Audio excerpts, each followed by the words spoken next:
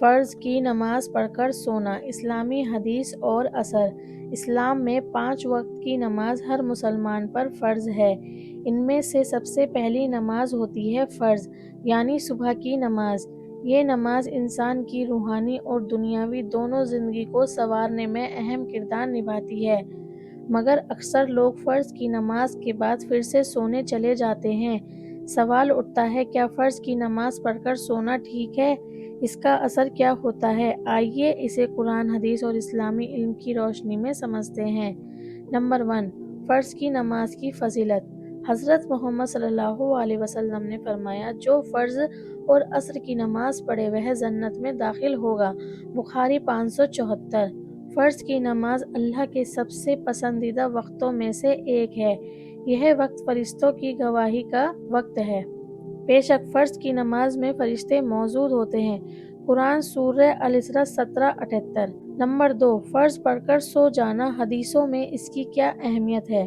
فرض کی نماز پڑھنے کے بعد ترنت سو جانا مکروہ یعنی ناپسند کیا گیا ہے، مانا گیا ہے، کیونکہ یہ وقت برکت والا سمے ہوتا ہے۔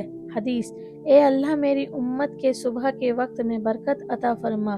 ابو داؤد 2606۔ اس حدیث سے صاف ہے کہ صبح کا وقت اللہ کی برکت کا سمے ہوتا ہے۔ ایسے میں اگر انسان ترنت سو جائے تو وہ ان برکتوں سے محروم رہ سکتا ہے۔ نمبر 3، سونے سے پہلے کچھ اہم باتیں۔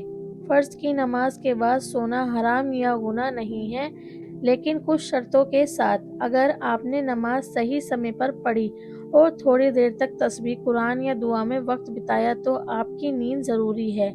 جیسے کوئی رات کو کام کر کے آیا ہو تو سو جانا جائز ہے، لیکن اگر آپ سو کر ہی دیر سے اٹھتے ہیں تو پورے دن سستی چھائی رہتی ہے، آپ صبح کے سمے یا روزی کے موقع گنوا دیتے ہیں، تو یہ نقصان دایک اور ناپسند ہے۔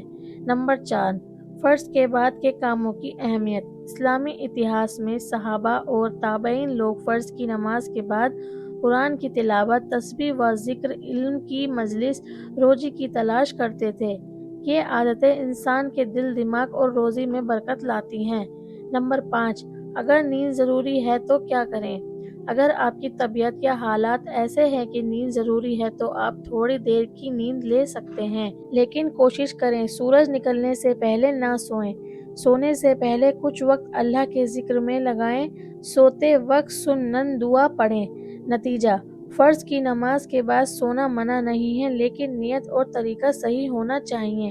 اگر آپ اللہ کی عبادت کے بعد تھوڑی دیر آرام کرتے ہیں تو اس میں حرج نہیں، لیکن اگر آپ صبح کے برکت بھرے وقت کو گنوا دیتے ہیں تو یہ آپ کی روحانی اور دنیاوی زندگی دونوں کو نقصان پہنچا سکتا ہے۔ صبح کا وقت روزی، ہمت اور ترقی کا وقت ہے، اسے نیند میں ضائع مت کرو۔ ناظرین، ہمیں سپورٹ کرنے کے لیے ہمارے چینل کو سبسکرائب کریں۔